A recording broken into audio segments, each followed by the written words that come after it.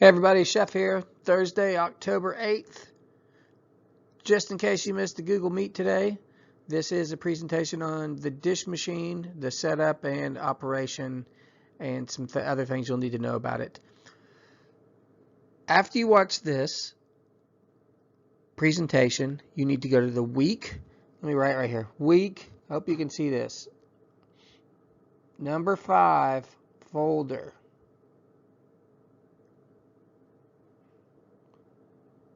And take the Hobart dish machine assessment test. You'll see it right there. Looks like a little puzzle piece. Okay, pay attention. I will give you the answers to this when it comes up. Pay attention, and I'll walk you through it, and you'll get through it no problem. Here we go.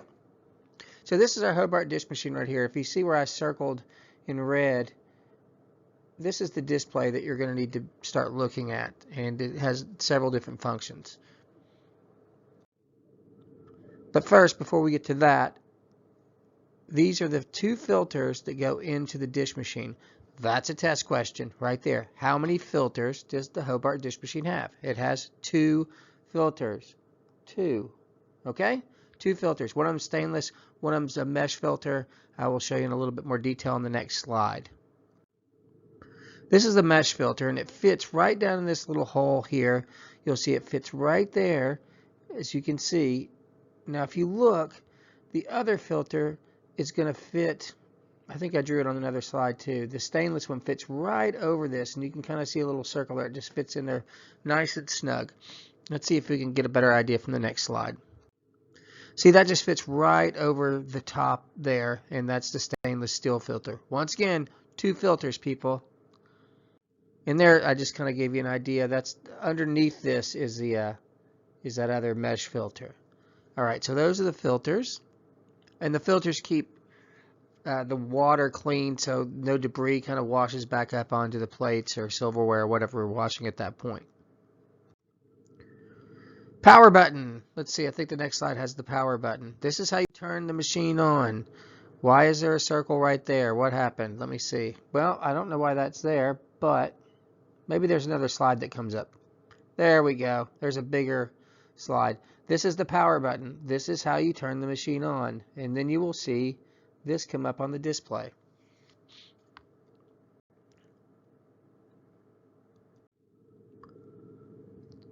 Once you hit that power button right here, it will start to fill. This says fill. It fills up the dish machine. Takes a few minutes. You cannot operate the machine at this point. You're going to have to wait. Then, once it fills up, it needs to heat up the water, and it will say warm up. Once again, cannot use the machine yet. Still have to wait. And this right here tells you that the temperature is going up. That was a terrible arrow, but you get the idea. Let me see if I can fix that. Probably not. I just made it worse, but we're going to keep moving. Here, let me get rid of that though. It's bothering me. So it's warming up now.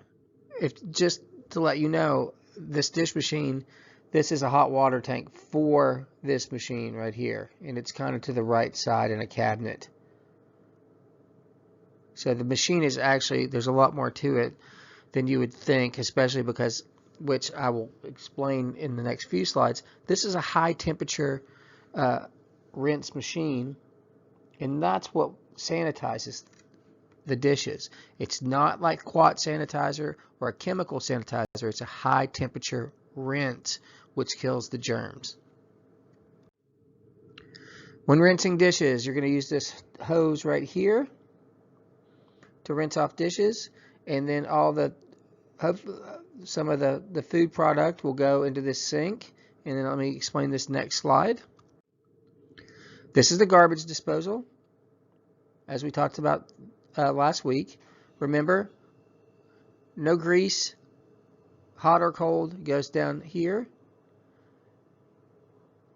And this looks like a drain plug, but it's actually not. What it is you can see in this yellow area, well, that's not yellow. Come on, yellow. Right here, there's actually a gap here. And what that's for is so forks and spoons and utensils can't get into here and cause problems. And it just fits right into that not food processor hole, garbage disposal hole right here. These are the dish machine racks. This is what we put dishes in. I'll show you a little bit about each one of them. This one usually is for plates. In the red, that's for plates. And usually this one where I'm marking yellow is for silverware. And I will explain why. I had to draw this picture of a spoon. You couldn't see it really well, but you do not want a spoon in this kind of rack because it could fall through these holes. Okay, so really we want the spoon to be washed in these because the holes are much smaller and they cannot fall through.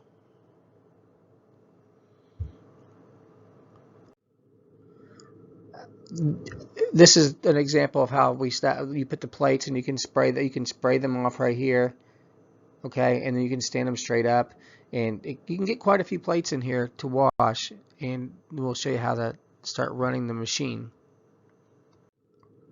All right, what's wrong with this picture first before we get started on that? Right here, I'm going to use yellow to kind of, again, this dish needs to be flipped over so water doesn't build up in here when you wash it, okay? But this right here is acceptable as well, okay? So that's acceptable. This one needs to be flipped over so water doesn't build up in here. All right, this here to start, you're ready to wash the dishes and put them in the machine, but we have to start it, and what you want to hit is, well, you got to load the machine, all right? And hopefully, I'm going to, just in case I missed it in the slide, this is the start button. This is how you start the cycle, okay? Hitting this green button with the arrow on it, all right? That's the start. Here's a little bit bigger of a picture so you can see the start button right here. And once you hit that, it'll say wash, and you just wait. The whole process takes about 2 minutes, maybe 3. Very important. Once it washes, after a few minutes, the rinse cycle. The rinse cycle is it's what's killing the germs. And the water has to be at least, now here it hasn't gotten quite up to temp, as you can see, but it needs to be 180 degrees Fahrenheit. That's the temperature of the water, okay? That's a test question, 180 degrees Fahrenheit. Now, also, remember, another test question, true or false, is our dish machine needs a chemical to operate this machine. You do not need chemicals to operate this machine. We need no kind of chemical sanitizer for this machine. Hot water is what kills the germs. So I think the first question is like, do we need a chemical sanitizer? And I think it's like, you need a chemical sanitizer for the dish machine. And the answer is false. You do not. You just need to make sure your water is 180 degrees.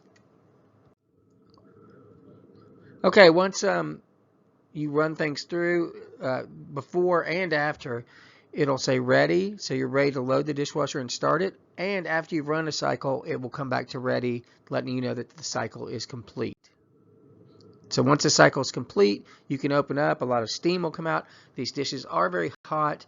You have to be careful. Sometimes you have to let them sit before you can put them away to air dry, because that's what we need to do.